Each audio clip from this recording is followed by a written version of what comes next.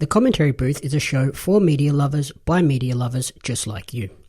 If you want to support the show, go to jamiapsmedia.com.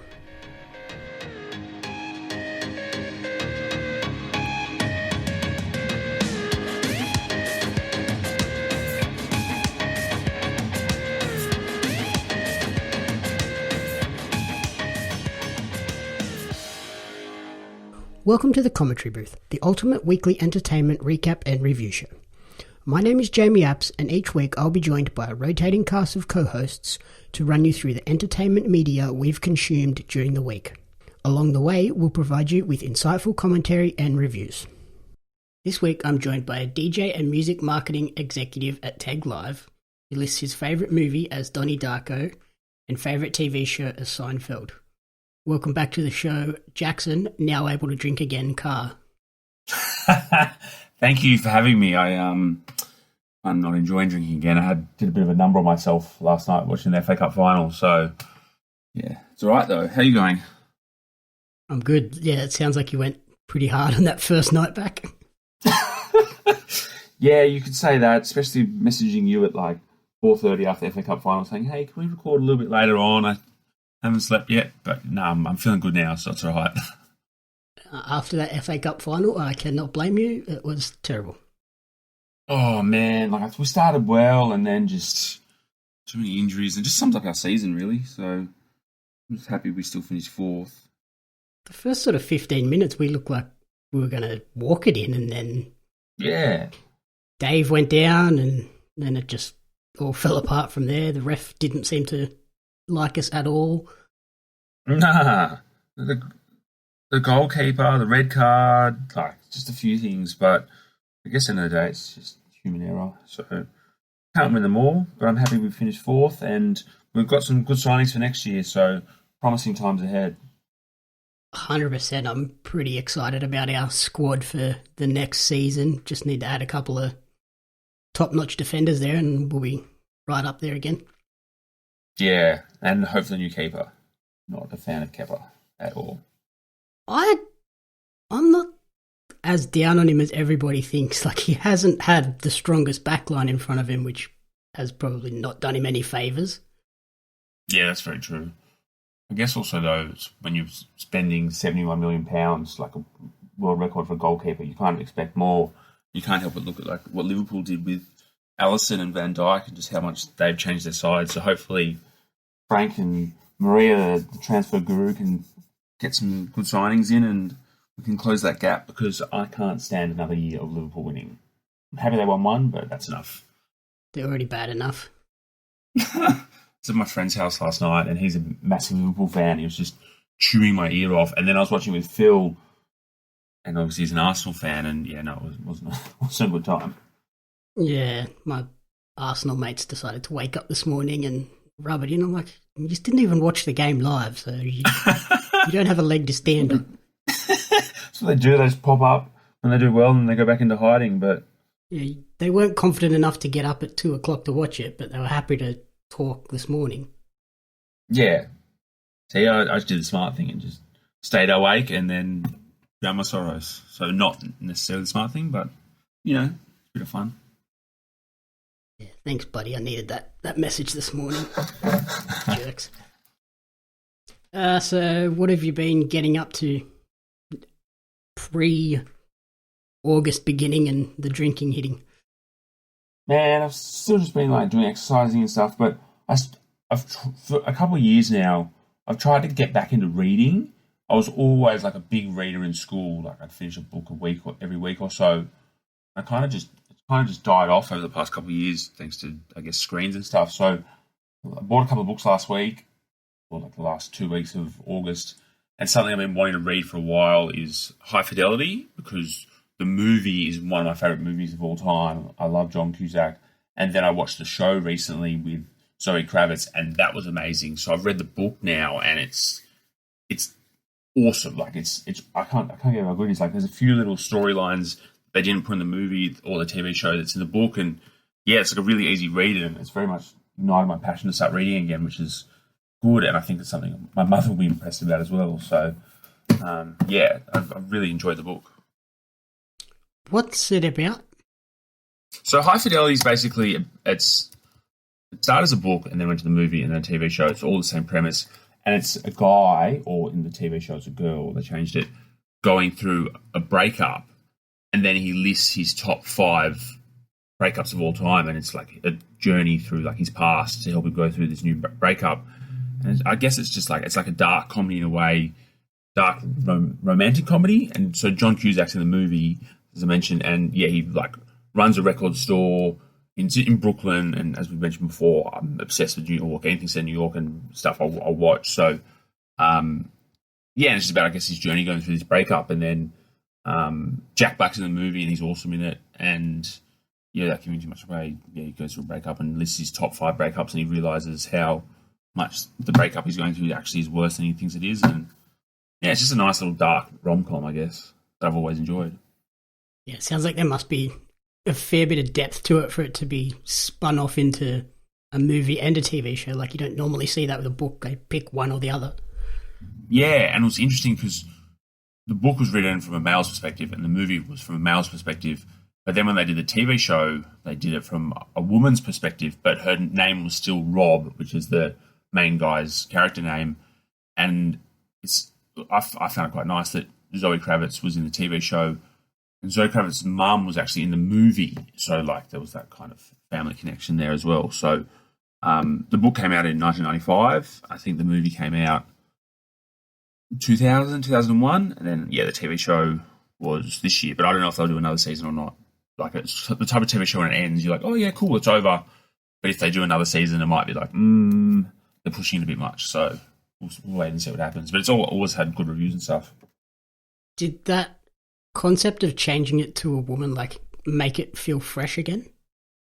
Yeah, definitely. It definitely did. And they also kind of explored some, like, she had a relationship with a woman as well, rather when the original book and the movie was very much a hetero guy, whereas the female perspective, like, kind of travelled down the LGBTQ community and stuff. So, yeah, very much made it fresh. And then also, rather than just Rob, like the girl, Zoe Kravitz's breakups, a few of the other characters also, like, we got to explore, like, their dating history as well. So it really, like, opened up the whole premise of it and made it kind of a bit different as well. And I actually watched it on ABC iView. So if you've got, yeah, you can just stream that free streaming service. So I stumbled across it one day and it was on there and I was stoked. Yeah, those ABC and SBS streaming services they actually have some pretty good stuff on there if you sit there and have the time to go through and find it. It's hard to find them. Oh, absolutely. Good stuff on there. And for the last couple of years, I've just been using an Apple TV. It was like an old one, so I couldn't download any streaming apps. It was just what it came with. But I got myself a reward. I got myself a new Samsung a couple of weeks ago, and I can download all these apps on the TV. It's awesome, and I'm finding myself watching more and more ABC and SBS stuff just because it's so much better than the quality of, I guess, Channel 7, 9 and 10 shows like Bachelor in Paradise and MasterChef and stuff. Yeah, I find I watch very little actual live TV anymore. Yeah. I think the last thing I watched on live TV was the Joanne Lee's documentary that was on the other week. Oh, yeah. See, if I want to watch something, I'll just watch it on my computer and I'll just put ad blocker on so I can remove the ads. But even if, like, Seinfeld's on, if an episode of Seinfeld's on Peach or whatever it is, and I'll want to watch it, I'll just watch it on Stan because to avoid the ads. And I'll literally watch the same episode that's playing on TV, but just on my streaming service. Yeah, finish it 15 minutes earlier. Yeah. That's the worst part about live TV. There's just so many ads and they're, like, so loud and... Yeah. Just does my head in. Especially when you're watching sport as well, and they go to ad breaks, whereas it's good having, because I've got KO as well now, it's good being able to watch rugby league on Foxtel, so there's no ads during play, which is awesome. It's just ad breaks, like at half time, but I do my own stuff. Yeah. It feels so much more like you're just at the game rather than catching bits and pieces. Oh, yeah, I miss going to games. Did you go to the Sharks game? No, I was going to, but to be honest, I'm kind of a bit worried about COVID, and also I'm going to go visit my parents in 2 weeks, and my grandma, my 100-year-old grandma's just come back from Queensland, so I don't really want to risk potentially being exposed to it. And my parents are both in their 60s, and obviously that's, as I said, 100, I don't really want to risk catching it. So I've been very careful with what I do and where I go out and stuff. So no, I haven't been to a game in a while. Yeah, that's smart. I saw you're ahead of the curve with the masks and everything as well.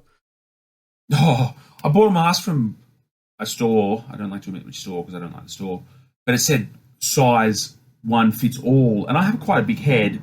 My ears like stick forward, so it clearly doesn't fit all, but at least I have a mask now, so. Oh, it's like too tight around the ears. Yeah. I look like Dumbo. My ears keep getting pushed forward. Does it get uncomfortable too because of that?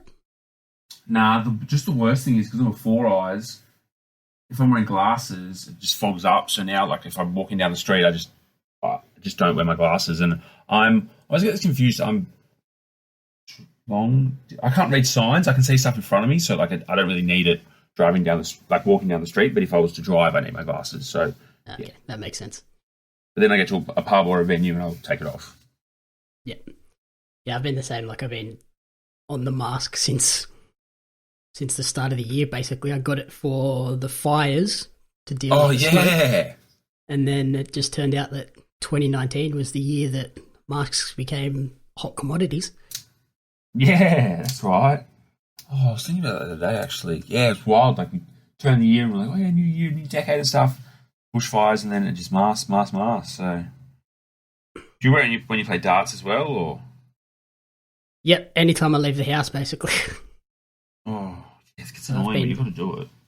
Yeah, like, it's just too risky for me to not do it. And, like, now that they're sort of encouraging it, it's going to be a little bit easier. Like, when I first wore it to darts, people were like, what are you doing? I was like, if I want to play, I have to wear this. I have no choice.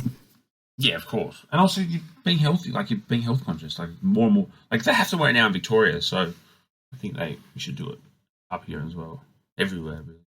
Well, yeah, like, they've started now putting out the graphics to sort of explain why, and it makes so much sense. Like, I think it's, if neither person wears a mask, there's like a 90% chance of transmission. If a sick person wears it, it goes down to like 60 or 70. If both wear it and stay standing close together, it drops to about 15 or 20%. But if two people are wearing a mask and they're 1.5 meters apart, there's no chance of transmission. Yeah, that's wild. So it's just like, why would you not just encourage everybody to wear them? And then when we social distance as well, it just cuts it out completely. Yeah, absolutely. I had thought the other day, I was washing my hands in Westfield or something. You know how they have automatic taps? The tap should go for 20 seconds minimum, and people should only move once the water stops. Because then they'll encourage people to be like, oh, okay, this is 20 seconds. And, they say that's how long you have to wash your hands for. Yeah, if they were set to do that time, it would encourage people to know that, okay, I'm washing my hands correctly. But then you got to touch the door to walk out anyway, which is a bit gross. Yeah. Kind of defeats the purpose then. Yeah. Crazy times. I hate that. I hate when it's a push door to go in and then it's a pull door to go out, and you're like, no, swap these around. Oh, yeah. The worst. One day they'll figure it all out. So, yeah, for me, I checked out the Umbrella Academy since the new season dropped on Friday. Oh, yeah? Enjoy it? Have you checked it out? I watched okay, so I was seeing this girl, and we, like, when the first season came out, and we watched, like, a couple of episodes together, and then she just finished it, and I was like, okay, I don't really want to watch this anymore. So I stopped watching it, just because I thought we were going to watch it together, but, yeah, I kind of liked it. Did she finish it without you? Yeah, we started together, and then she finished it without me. Dude, that's the unwritten rule. Like, don't do that. If we watch it together, we watch it together. Yes, that's what I said to her, and she was like, no, I'm just enjoying it too much. And the worst thing was, it was on my Netflix as well. I'm just going, what are you doing? Safe to say that didn't work out, and I'm in a much better place now with someone. But yeah, like, if you start watching something with someone, you watch it all with them. Yeah, that's a sure sign that that's not going anywhere. Like, thank you. Yeah. So did you watch the first or the second season? Or both? I hadn't watched the first season until sort of the start of last week. I was like, right, I've been wanting to watch this show for ages. So I sat down, powered through the first season in like 3 or 4 days. Yeah. And then I watched all of the second season between Friday night and about lunchtime yesterday. Awesome. I love it when you can smash a show like that. I'm hoping you smash it in a good way. Yeah, like it's only 10 episodes and they're only about 40, 45 minutes each, so they're pretty easy to get through, and each episode like finishes in a way where you're like, oh damn it, I gotta watch one more now. Yeah, they're the worst. They're the actual, like the worst in a good way. Yep. Yeah, it's like this Netflix superhero show based on the Dark Horse comic, which is written by My Chemical Romance's Gerard Way. Whoa! Really? I don't really like their music, but I know who he is. That's pretty cool. Yeah, like that was one of the main things. It was like, okay, this is probably going to be down my alley. Like that's kind of the music I'm into. So you can definitely see the influences from him in the show. Yeah, cool. Yeah, like it focuses on this group called the Umbrella Academy, who are these group of adopted superheroes, and as they grow up, they all grow apart because their father or adopted father was pretty mean to them, really. But they've all had to come back together to stop the apocalypse. Okay. So yeah, season 1 is set in like modern times, so 2019, and we're sort of just introduced to their characters and their backstories and what their powers are, and some of them sort of learn about their abilities at the same time as we do. And then season 2 sees the group sort of spread out and stuck between the early 1960s and like the mid 1960s. Oh, time jump. Yeah, so it really made me think of Dark. Yeah! When you said apocalypse, that's... Oh, man. Yeah, so it's all about like time travel and the butterfly effect of what happens with different things throughout the time. And Ellen Page is in it, yeah? Yes, she's like one of the main characters. Her. Oh, no, I think you're selling it. I think we're going to have to watch it. Ellen Page, and season 1 has Mary J. Blige as well.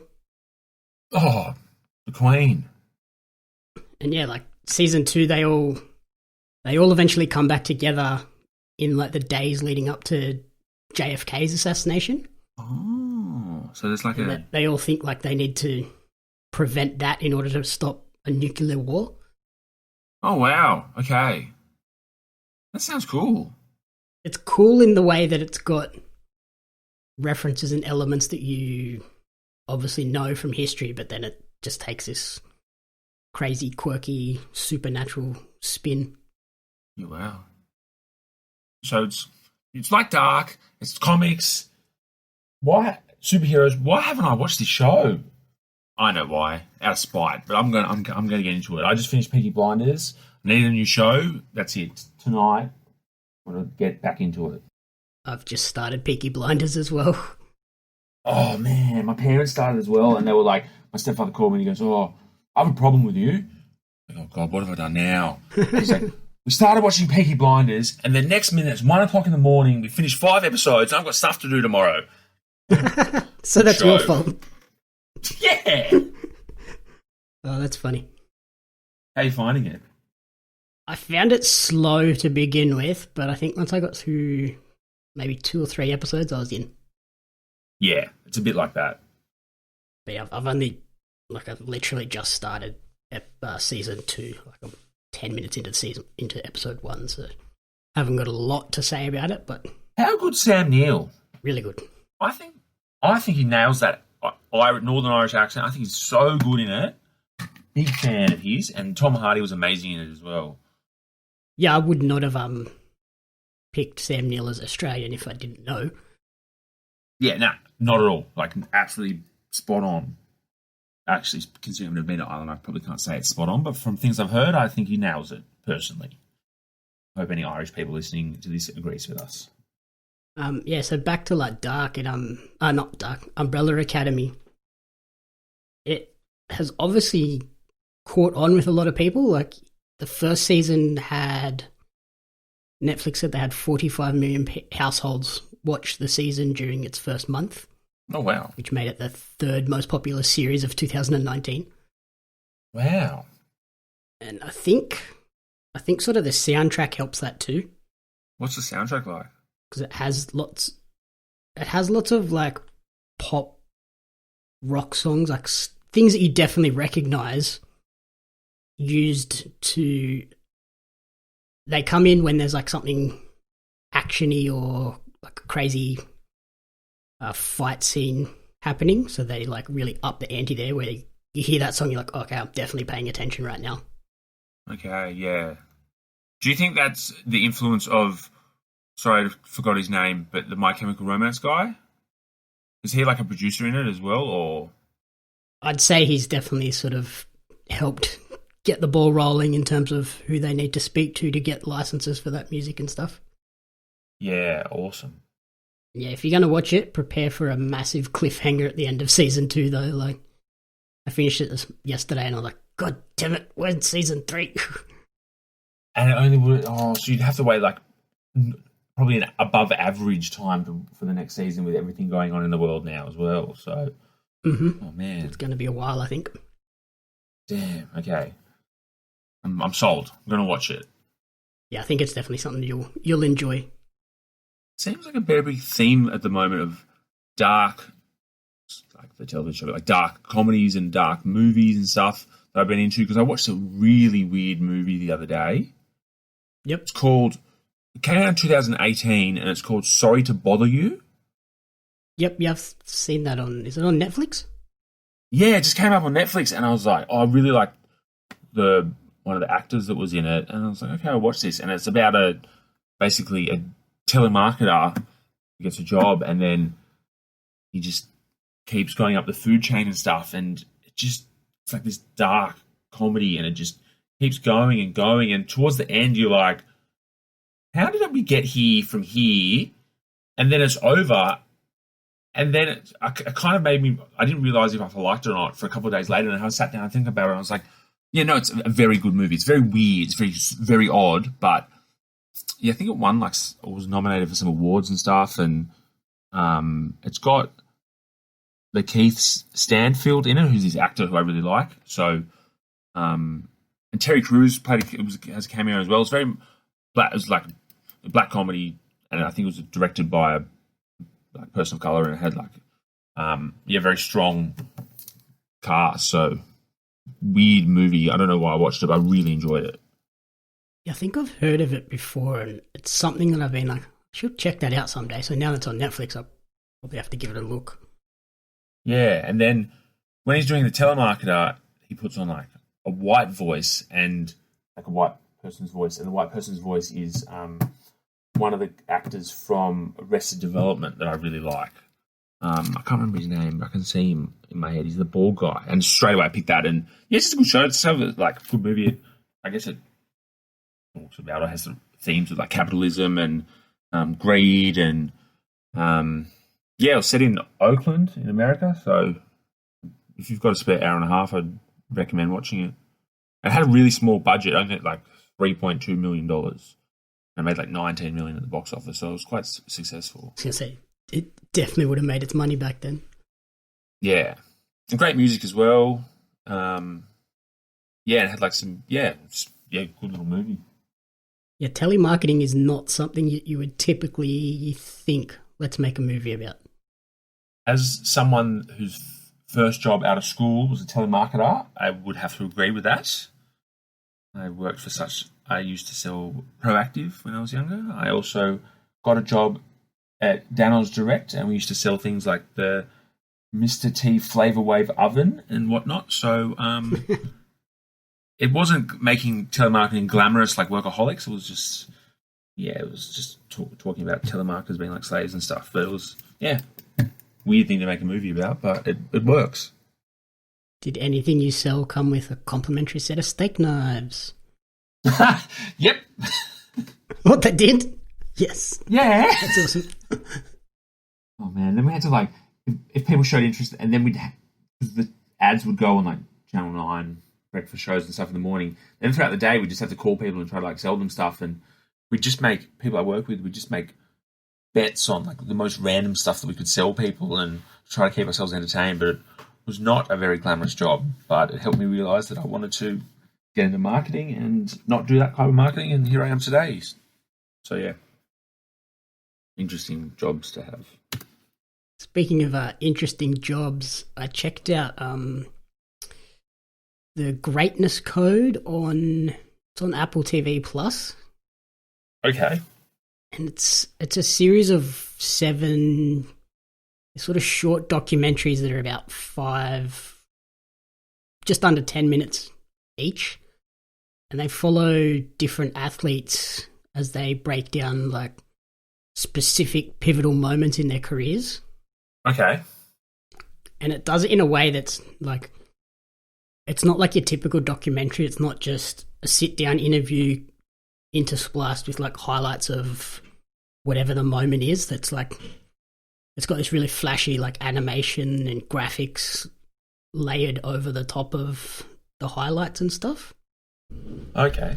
Which makes it like much more captivating than I think it had any sort of right to be when it's just 5-minute episodes basically.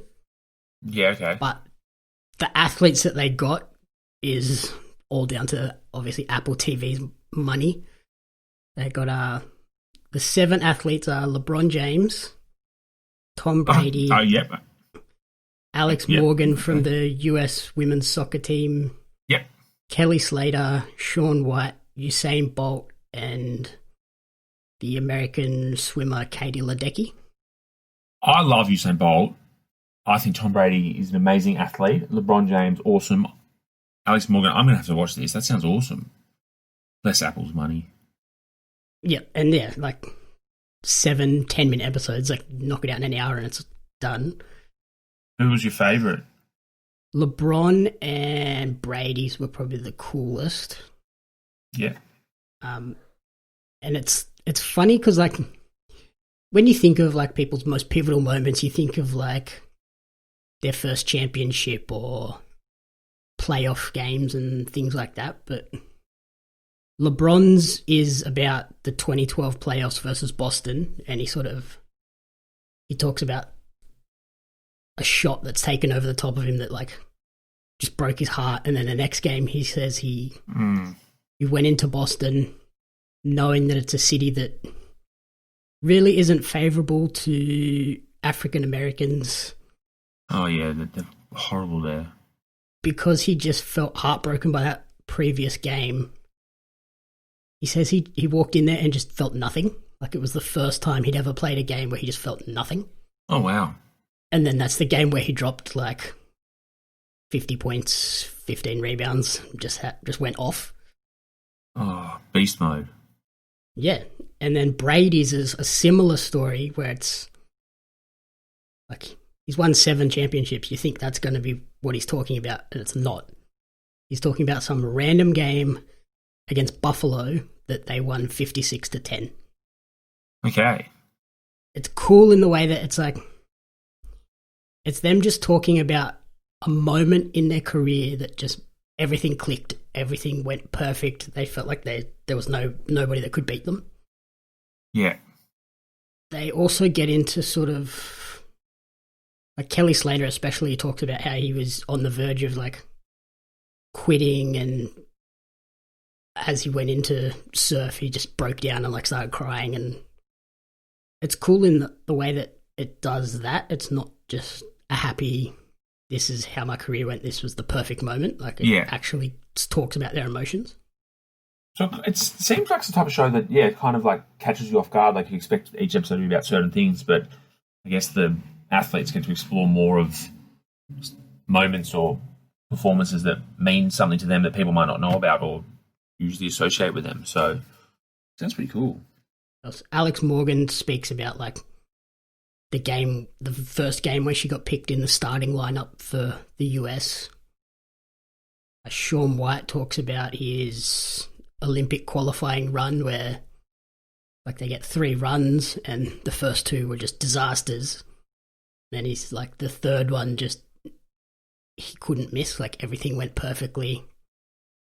Usain Bolt breaks down his world record setting run, like pretty much meter by meter. He talks about how walked out, he warmed up, put on a show for everyone before he got into the blocks, and then he's in the blocks, and he's like 10 meters, 20 meters. At 20 meters, I knew it was done. Oh man! Like he was looking over and he could see that he was already in front, and he was like, "Okay, it's done. Now let's push." And then now let's pick up the speed, 30 meters, 40 meters. And then he was like, 80 meters, I was just cruising then.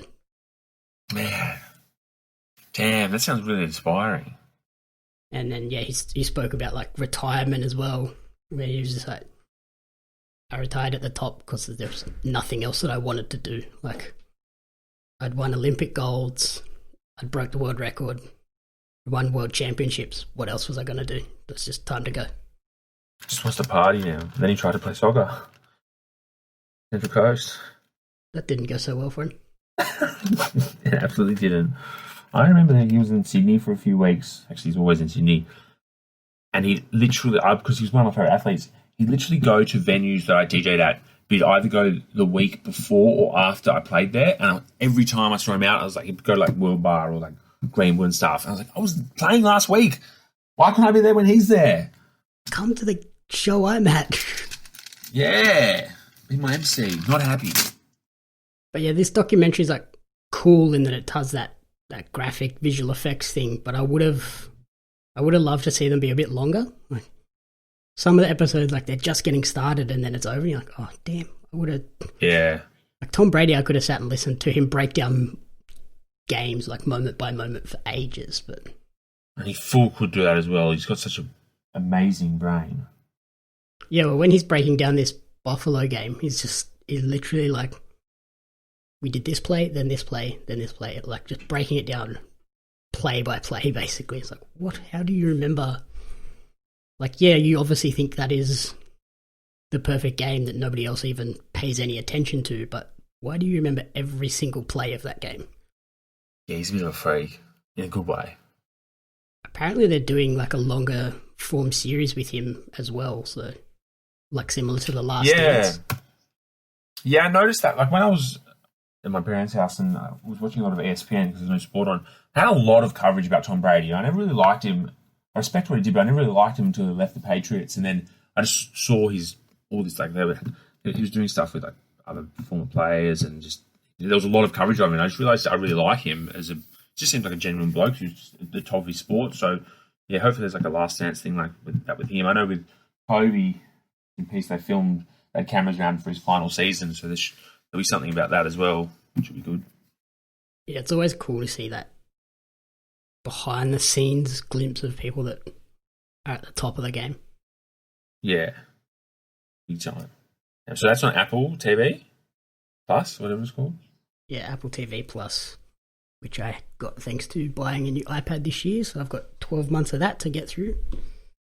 Yeah, I got a new phone at some point in the past, some period of time. I'm real smart, I remember these things. And I got it for free for a year as well, so another streaming service to watch. Yeah, there's that movie Tom Lasso is coming out soon that looks pretty interesting. What's that? It's the one where, I can't remember what team it is, but they get an American coach for an English soccer team. And it's kind of like, it's like a comedy of like the clash of cultures. Oh, that sounds cool. So he's like an American football coach and he comes in just talking about like, we're going to go out there and we're either going to win or we'll lose. And then the press are like, or draw. Okay, I'm going to have to watch that as well. Yeah, it looks funny from the trailer, so hopefully it lives up to the trailer. I'm a little bit concerned that with comedy movies like that, they can show the best parts in the trailer and then there's nothing else good. Yeah, that is a bit sketchy when they only show the good stuff and then it doesn't live up to it. But positive thinking, hopefully it'll be fine. It will be fine. It'll be a good, funny movie. Did you check out anything else? When we were talking about SBS On Demand and ABC On Demand, I started watching this show a few years ago. It was on SBS. It was called Search Party. It was a dark comedy set in New York. I started watching it. and it's basically about this woman goes missing, and there's people who knew her in college start to try to find her, and just about everything that happens with trying to find her. Like she's gone, you don't know if she's gone missing or she's dead or whatever. And that was on SBS On Demand a few years ago, and I watched a couple of episodes, and I forgot about it. And then I noticed it was on Stan the other day, so I finished the first 2 seasons over like the space of this week, pretty much. So, as I was saying before, it's just been a theme with me this week. We're watching dark style stuff, and it's good dark comedy. Each episode goes for about half an hour. Good young cast. Good to see the sights and sounds of New York. And there's 30 episodes in total. The main actress is quite good. She's Elia Shawkat, and there's just a few other good supporting actors and actresses and stuff. And apparently there's going to be season 4, so I'm very much enjoying it. Is it like it's all fiction, yeah? Yeah. So each episode is just about them trying to find this woman, and then things happen or they cross paths with these people and stuff, and it's just about the adventures they go on. And it's kind of a bit of a satire, like cringy in a way. They had a vigil for the lady that went missing, and the parents were like sobbing and they were crying, obviously, because their daughter was missing. And they're like, "We've been told you need to use these hashtags when tweeting and commenting about the vigil and stuff." So a bit tongue in cheek about like our societies these days as well and stuff. But yeah. Sounds interesting. It sounds like that'd be something Leah would really enjoy. Yeah, I think so. She's into all the true crime stuff. We generally talk true crime with her, so yeah, I've heard a few things with that. So I'll encourage her to check that one out and see if she likes it. Yeah, let me know how she goes. Well, I hear how she goes as well. Have you popped on anything else or for the week? Yeah, the last one I checked out was Blood Vessel. Oh, yep. Which it's a movie that's coming out. It'll be out the day this episode drops. It's on DVD on the 5th of August and on demand at the same time. And it's a bit of a weird one. It's like a horror movie set in World War II about Nazi vampires. Okay. Interesting. It starts off with this group of people that they're stuck on this lifeboat after their hospital ship gets torpedoed in the Atlantic. And they're just drifting along in this lifeboat, and then this big Nazi ship comes along, and it's eerily creepy, like this pretty much nobody can be seen from the water, and they manage to get up on board this ship, and then that's when they realize that something is amiss about this ship, because there's no life on board except for this one mysterious, like, little girl. Okay. Then as it progresses, that's when they start to realize that there's something strange going on here, and they discover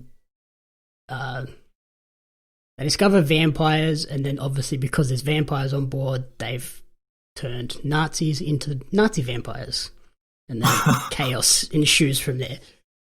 Sounds like quite an adventure.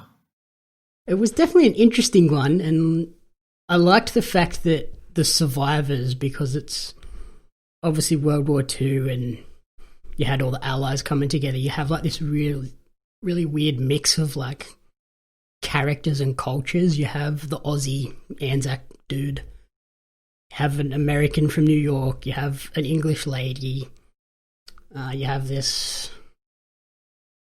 what was he was from some sort of Eastern European country that had defected. So you have this like weird clash of cultures happening at the same time as this crazy supernatural horror stuff going on. Yep.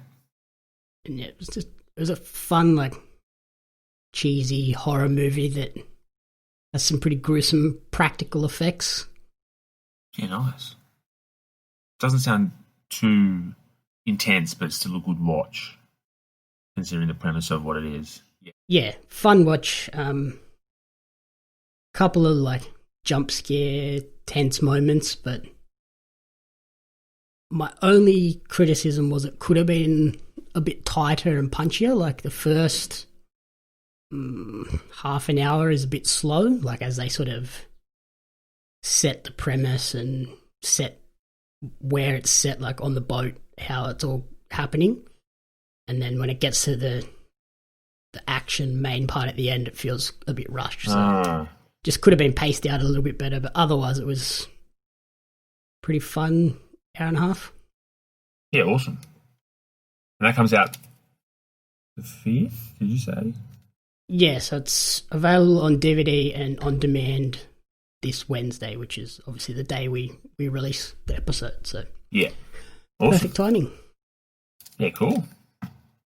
Check it out.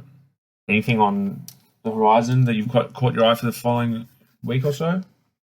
I've got that Ted Lasso movie. There's, what else have I got? There's a new show on Netflix that I've begun watching called Home Game, and it's about all these weird, crazy sports all around the world. Yeah, I've add that to my list. It looks good. Looks interesting. First episode's really cool, but I'll save that for next week once I finish the season. But the first episode has been a standout so far. Okay. Yep. And then there's the Nicholas Anelka documentary coming on Netflix in a couple of weeks as well. So that should be a good one. Yes, I'm very excited for that. I completely forgot about that, but I saw that, and yes, I'm going to watch that day that comes out because I loved Anelka. Yeah, same. I was so happy when Chelsea signed him. I started the Wu-Tang American Saga on Stan last night as well. So. Yeah, that's great. I watched that 4 months ago. I really enjoyed it. Dave East, amazing Method Man, and all the actors were really good as well. So I can't wait for season 2. Plenty of stuff on the horizon. Anything you're looking forward to? Umbrella Academy now, and I bought another book because I'm now a scholar, a reader, called Growing Up Aboriginal in Australia. And it's a collection of stories from Indigenous Australians and just what they've gone through. So I think that's going to be a very confronting read, but it's something I feel I need to read, and I'm trying to educate myself more on a few matters closer to home. Yeah, it'll definitely be pretty heavy reading at points, I assume. But important. Yeah, a guy I know is one of the chapters, but it's going to be very important read, so I'm going to start that this week. So what would be your top recommendation from this week? I'm going to say High Fidelity, just because it's always been a movie I've loved. You can watch a television show of it, or there's a book, so there's something for everyone. And if you want to do all three, you can do all three. For me, if Greatness Code were longer episodes, I would say that. But for now, I'm going to say the Umbrella Academy, and then we'll keep an eye on Greatness Code, see if they do more in the future. Yeah, awesome. Cool, thanks. Thank you for listening to the Commentary Booth. If you enjoyed the show, please remember to rate, review, and subscribe on iTunes. You can follow me on social media at JamieAppsMedia, and you can follow Jaxon on Twitter at Deckhead. Awesome. Thanks for another great chat, my friend. The Commentary Booth is a fan-funded production of Jamie Apps Media. You can support the podcast alongside our magazine Jam Zine over on Patreon at patreon.com/Jamie Apps Media. The following people supported at the Jam publisher level or higher, and you cannot fathom how incredibly appreciative we are for their support. Brian and June Hart, Courtney Paulson, Tracy Apps.